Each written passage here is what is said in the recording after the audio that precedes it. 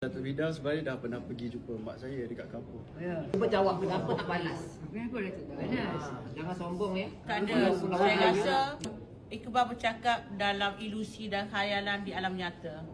Mungkin saya tak ambil tahu kod pasal mesej ke tak mesej, tapi yang pentingnya saya rasa what past is past. Yang berlaku hari ini, kejayaan tu semoga lebih berjaya lagi.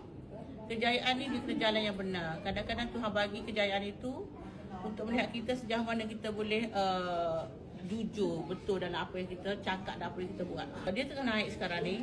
Bukan dia tengah naik pun saya mengindah menempel ke, bukan apa tidak. Naiklah ke meroket, fly high lah setelah kita jatuh dan bangun. Ujian itu saya melihat daripada jauh.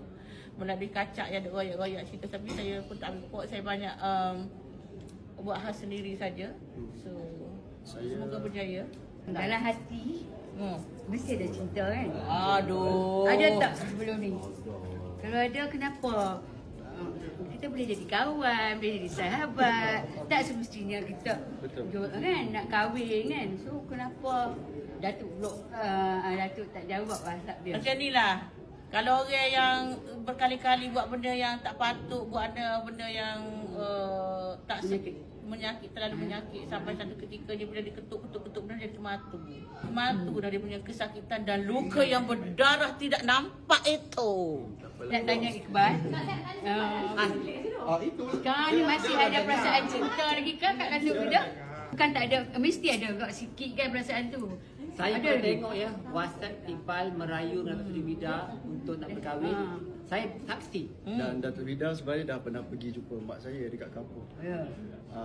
Dan saya kata saya nak bagi 1 juta 1 bulan, itu bukan gimmick, memang betul. Dan mesti ada sebab kenapa dia marah. Betul tak Datuk Vida? Dia Benar. sudah tahu. Kita tak tahu. Dia Benar. tahu. Betul tak? Saya tak nak buka aib orang, biarlah saya simpan menjadi rahsia yang kita akan simpan sampai bila-bila. Kalau tidak takkan lagu ku ikhlaskan tu keluar.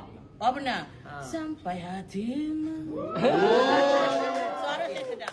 So Iqbal dah mohon maaf tak sekarang? Apa pun bagi dia lah benar.